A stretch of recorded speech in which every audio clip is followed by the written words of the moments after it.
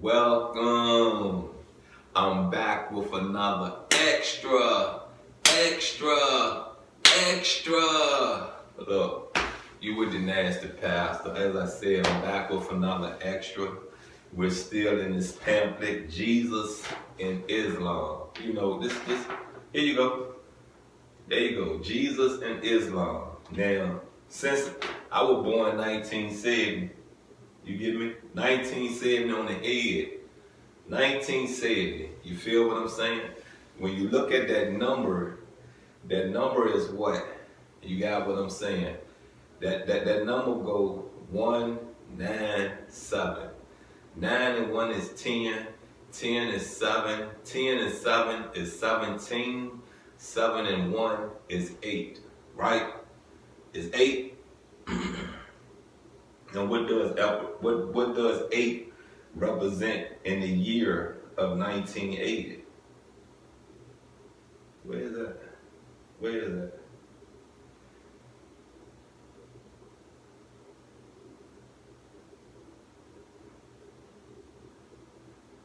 The number 8 is build, destroy. I probably was a thought to be aborted. You feel what I'm saying? Who knows? My mom was already struggling with just my brother. You feel what I'm saying? Well, let me say this again. My mom and my dad was already struggling with just my brother.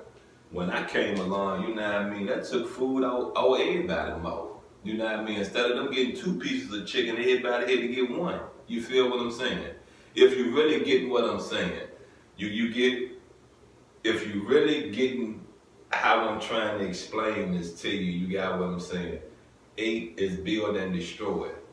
I probably could have been. I feel the way that I've been treated throughout my life before I ever done any wrong to anyone.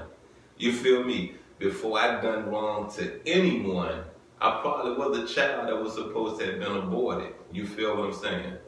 And to those that I know look upon my life, help guides my life. You know what I mean? I guess I'm that baby that was supposed to come in this world and build things. You feel what I'm saying? So I say this to you once again, you know what I mean? Mathematics plays a big part of our universe. You know what I mean? And to know the universal mathematics does help you along in life and understanding the things that go on, not just in your life, but goes on in your environment. You feel what I'm saying? You know, I just, put it to you this way, life has ups and downs. Life is one big struggle. Life is one big test. There's things you shouldn't want to touch in this world. There are things you should go after in this world. There are things you should hold on to in this world. And there are definitely things you should believe in. You don't have to see it to believe it. You should just believe in it. You feel what I'm saying? Anyway, you should just believe in it, because there are some things that move in your life that I know you don't understand. Give me, if you really understand life to the fullest, give me an understanding how you wake up in the morning. Come on, give me, not just in the morning, how you wake up after you've been in a deep sleep. Give that to me. Give that to me. And if you tell me that alarm clock is always the answer for you, then I know you're a liar. You feel what I'm saying? I know you're a liar. Now, if you tell me that you while you're asleep, you outside your body and you wake yourself up, show me. Please show me. Please show me. Make a video and show me you getting outside your body, waking yourself up. Show me. Anyway, as I said, I am the nasty pastor, and we're back with another extra. We're in this pamphlet, Jesus and Islam. And as I said before, you know what I mean? Ain't it really, how to say it? Isn't it really not funny, but isn't it really revealing why now maybe maybe they're pushing 15 years, maybe close to 20 years of accepting Jesus and Islam. Why? Why? You're owning up to a mistake you made, but look at what you've done in the black community. So when are we going to get an apology? When? Those that have been bamboozled and tricked out, they're owed a apology. When are you going to apologize to these people? When? They have just alone in Richmond, Virginia, some of them been smacked.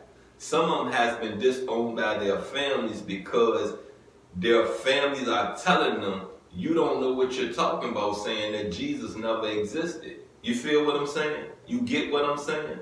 You owe these people an apology. Apologize to them. Let's go and get into this read. And today's extra read, a test of wills. As the message of Jesus began to gain wider acceptance, a small group of hypocritical and self-serving men began plotting against him. They were some of the priests and leaders of the Israelites whose status and wealth depended upon their position as the sole interpreters of religion to the masses. They pursued him and his followers and plotted to crucify him on a Roman cross. They were sure they had killed him, but God protected Jesus, saved him from their schemes, and raised him up to himself. God says in the Quran, they said, we have killed the Messiah, Jesus, son of Mary, the Messiah of God. They did not kill him, nor did they crucify him. Though it was made to appear like that to them, those that disagreed about him are full of doubt. With no knowledge to follow, on this supposition, they certainly did not kill him. God raised him up to himself. God is almighty and wise, and that's in Quran 4:157/158. And you best believe, you know what I mean, sooner or later we're going to dig into this Quran, you know what I mean. It's an English version, and it's from the same people that I'm reading these pamphlets from, you know. So we're going to dig up in here, and if you, like I said, if you really follow me, if you really on my accounts, you know, I seen Jesus' name in here. I seen Abraham. Every Jewish name I seen in the Holy Bible is in here. Every Jewish name. You feel what I'm saying? But the way that Islam was presented to the black community in the 70s, the 80s, and maybe the beginning part of the 90s, Jesus, you know what I mean, ain't no such thing as Jesus. There's no such thing as Jesus. You got what I'm saying? My buddy, her name's Shahida Tiger. You know what I mean? She's a Muslim. You know what I mean? She's from Cross Seas. You got what I'm saying? And when I moved into her woman's house, you know what I mean? She basically asked me one day. I didn't challenge her. She wanted to challenge me about Jesus, and she said, "There's no such thing as Jesus." I said, "Yeah, it is." Yeah, and that was the end of the conversation. I walked on because I was in the kitchen cooking. I went on, got my food, walked on upstairs, and you know what I mean, finished, you know, eat lunch or dinner, whatever it was. You know, people play games with you, and they test you. You know what I mean?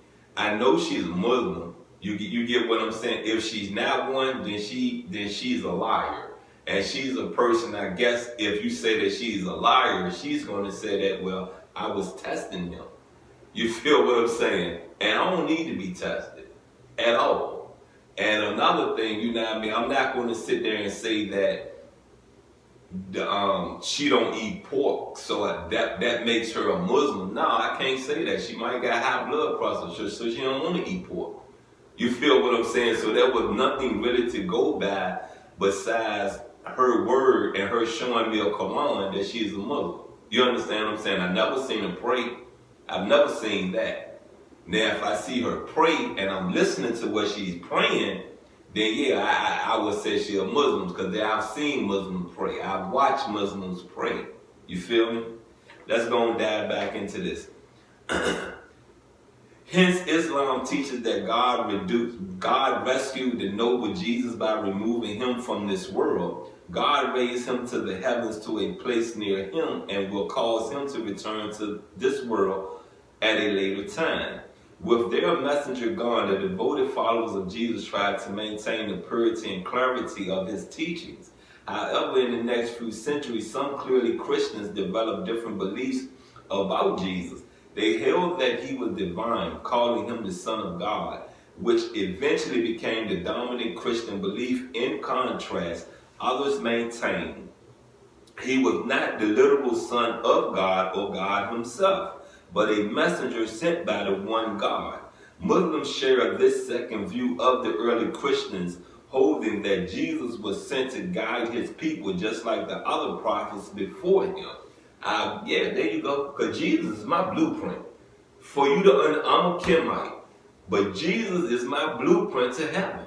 You feel what I'm saying? Everything I've been taught, everything I've read, everything that I feel that I've self-mastered, I've read about that in Jesus before I ever really touched it in my own culture.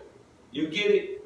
And then when I read about Horus' life is just the same as Jesus is. Horus realized something in his life that Jesus knew from the jump. You get what I'm saying? From the jump. And Jesus fought off Satan every day. Every day. And meant won't gonna give in to that devil. Meant it. Meant it. Look. We done wrapped up this extra. Like I said, I am the nasty pastor. You got what I'm saying? I am the nasty pastor. And like I said, again, during this reading, for you Muslims, for you of the Islamic faith that told us, you get me? Told us there's no such thing as Jesus. Apologize. Apologize to some people's lives that you have destroyed, because see, there are some people that got kicked out their houses. There are some people that have lost their jobs. There's a lot of people across this United States have lost their life saying there's no such thing as Jesus. I'm out, and I love you.